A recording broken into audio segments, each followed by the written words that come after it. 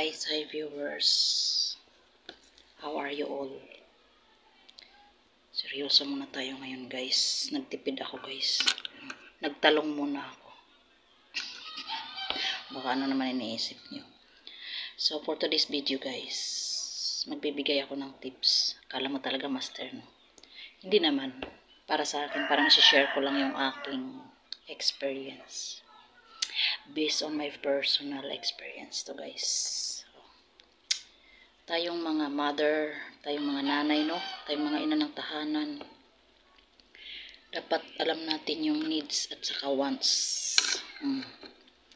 Alam nyo, sa totoo lang matatawa ka sa akin.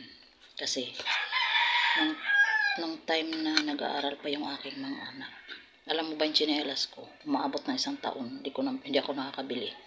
Promise, maniwala ka. Master sa tipiran, 1 taon yung sinilas, hindi nasira. Kasi alam mo kung bakit, hindi naman ako maalis lagi. Hindi, seryoso.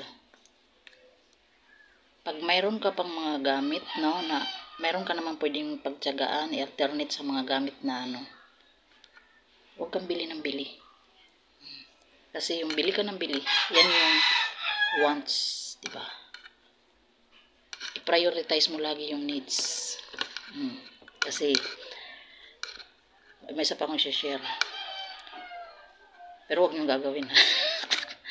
Halimbawa, mga damit, sana yan.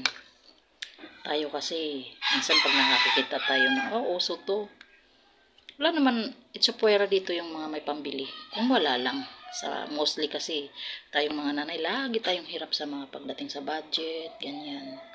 Kasi siguro wala rin talaga. Tas yung iba naman prioritize yung wants, di ba? So para sa akin, wala namang masama bumili kung sabagay naman paki ko kung gusto mo.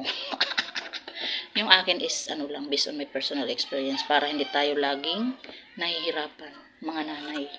Kasi ito talaga yung yung unang problema pagdating sa ating mga nanay. Ako dati, pagka mayroon pa ako dyang ginagamit na pwede kong gamitin, yun ang pinagtitiisan ko. Hindi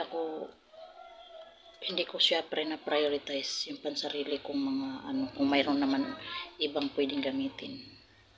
Ganun ako guys. Yung tipong wakwak na yung pondya ng panty mo, hindi ka pa bibili. Hindi, wala namang ganun. Wag namang ganun.